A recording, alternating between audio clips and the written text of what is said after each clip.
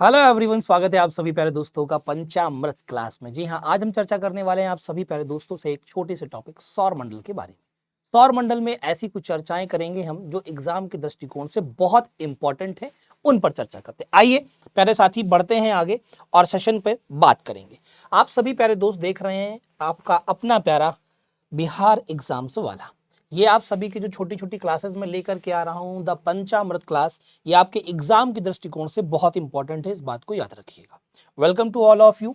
कौन कौन से एग्जाम के लिए ये इंपॉर्टेंट है तो याद रखिएगा। एसएससी के सारे एग्जाम, सीएचएसएल के बाद में CGL, CHSL, CPO, GD, MTS, Bihar SSC आपका सीजीएल और एमटीएस, बिहार पुलिस दरोगा सिपाही और शिक्षक भर्ती के साथ साथ में मद निषेध और फायरमैन के भी एग्जाम के लिए ये इंपॉर्टेंट हो जाता है, इस बात को याद रखिएगा। चलते हैं थोड़ा सा और देखने की समझने की कोशिश करते हैं। ये लिखी हुई एक छोटी सी ट्रिक जो आप सभी के स्क्रीन पर एकदम विजिबल हो रही होगी। जी हाँ, लिखा हुआ है मेरे प्यारे दोस्त, मेरे प्यारे साथी, हम है नीला पति है पीला। जी हाँ, हम है नीला पति है पीला, शुक्र बहन चमकीली है, मंगल लाल शनि काला, भाई अरुण हरियाली है। तो क्या है ये ट्रिक, इसे समझने की कोशिश करते हैं और जानने का प्रयास करते हैं।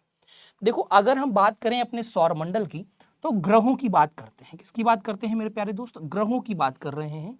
और प्लैनेट्स की जब बात होती है तो याद रखिए, प्लैनेट्स जो हैं वो दो प्रकार के हैं। कितने प्रकार के हैं? दो प्रकार के हैं। एक को हम कहते हैं आउटर प्लैनेट और दूसरे को हम कहते हैं इनर प्लैनेट, है ना। आंतरिक ग्रह और बाह्य ग्रह कहा जाता है। अगर हम बात करें आपके आउटर प्लैनेट्स की तो कौन कौन से हैं? आपका है बृहस्पति, बृहस्पति। दूसरा कौन सा है आउटर प्लैनेट में? शनि। तीसरा कौन सा है? अरुण। चौथा कौन सा है तो आप कहेंगे वरुण। बोलो हाँ या ना, ये आपके बाह्य ग्रह। वही इनर प्लैनेट की बात करते हैं तो सबसे पहला बुध, जिसे हम मरकरी कहते हैं। दूसरा मेरे प्यारे दोस्त शुक्र, जिसे हम वीनस कहते हैं। तीसरा मेरे प्यारे दोस्त पृथ्वी, जिसे अर्थ कहा जाता है। और चौथे की अगर हम बात करें तो मंगल कहते हैं। बात क्लियर? तो कुल मिला के अगर ग्रहों की बात करें तो ग्रहों की संख्या कुल 8 है, जिसमें 4 आंतरिक ग्रह हैं और 4 ही आउटर प्लेनेट या बाह्य ग्रह हैं। अब देखिए, हम है नीला, हम कहाँ रहते हैं? पृथ्वी पर रहते हैं। तो हम है नीला का मतलब क्या है? पृथ्वी। पृथ्वी कैसी दिखाई देती है? नीली। क्यों दिखाई देती है? इसे हम नीला ग्रह कहते हैं। क्यों? क्योंकि इसके सरफेस पर 71% वाटर कवर्ड है और यहां पर होती है स्कैटरिंग ऑफ लाइट। क्या होती है? स्कैटरिंग ऑफ लाइट की वजह से, प्रकाश के प्रकीर्णन की वजह से हमें नीली प्रतीत होती है। कौन? पृथ्वी। तो इसे नीला ग्रह कहते हैं। पति है पीला तो बृहस्पति, बृहस्पति को हम क्या कहते हैं? जल्दी से बता दो। पीला ग्रह। ये नीला ग्रह है और बृहस्पति पीला ग्रह है। क्यों पीला ग्रह कहा गया है? क्योंकि यहां पर केमिकल कंपोजिशन ऑफ गैसेस की वजह से इसे हम पीला ग्रह कहते हैं और ये पीला दिखाई देता है। शुक्र बहन चमकीली है। शुक्र किसकी बहन? याद रखिएगा, पृथ्वी की बहन है। चमकीली है क्यों? क्योंकि शुक्र के एटमॉस्फेयर में कार्बन डाइऑक्साइड 97% है, H2SO4 जो है वो 3% है, जिस वजह से ये बहुत गर्म होता है। और जब कोई चीज बहुत गर्म होगी तो वो उतनी ही चमकीली होगी, जिस वजह से शुक्र को चमकीला ग्रह कहते हैं या फिर सुबह और सांझ का तारा भी कहा जाता है। वहीं अगर मैं मंगल की बात करूं, मंगल को लाल ग्रह कहा जाता है। क्यों? क्योंकि इसके सरफेस पर आयरन ऑक्साइड प्रेजेंट है, जिस वजह से यह रेड दिखाई देता है, जिस वजह से हम इसे लाल प्लैनेट या रेड प्लैनेट कहते हैं। शनि काला, शनि काला क्यों कहा गया है? क्योंकि इसके ऊपर कई सारी रिंग्स बनी हुई हैं, कई सारी वलय बनी हुई हैं और ये वलय जो हैं ये डस्ट पार्टिकल्स की बनी हैं। डस्ट पार्टिकल्स या कह सकते हो डस्ट एंड रॉक्स की बनी हैं, जिस वजह से इनकी शैडो बनती है। क्या बनती है? इनकी शैडो बनती है, जिस कारण, शैडो का मतलब क्या है? परछाई बनती है, जिस कारण से इसे हम क्या कहते हैं? काला ग्रह, शनि काला मतलब काला ग्रह कहा जाता है। भाई अरुण हरियाली है। अरुण और वरुण पर केमिकल कंपोजिशन ऑफ गैसेस की वजह से, बोलो हाँ या ना, CH4 मीथेन की उपस्थिति की वजह से हम अरुण को क्या कहते हैं? तो आप कहोगे ग्रीन प्लैनेट कहा जाता है या हरा ग्रह कहते हैं। हालांकि वरुण पर भी हरियाली, हरा हरा सा कुछ प्रतीत होता है, इस बात को ध्यान रखिएगा। तो अरुण को हम क्या कहते हैं? हरा प्लैनेट, या आप कहोगे ग्रीन प्लैनेट, हरा प्लैनेट कहते हैं या हरा ग्रह कहा जाता है, इस बात को याद रखिएगा। जल्दी से बताओ तो ट्रिक समझ में आई? हम है नीला, पति है पीला, शुक्र बहन चमकीली है, मंगल लाल, शनि काला, भाई अरुण हरियाली है। यहां पर हम थोड़ी सी चर्चा करेंगे आपके साथ में। ये सूर्य है, अगर हम सूर्य की बात करें, ये आउटर लेयर की बात करें, इसका टेम्परेचर 6000 डिग्री सेल्सियस है।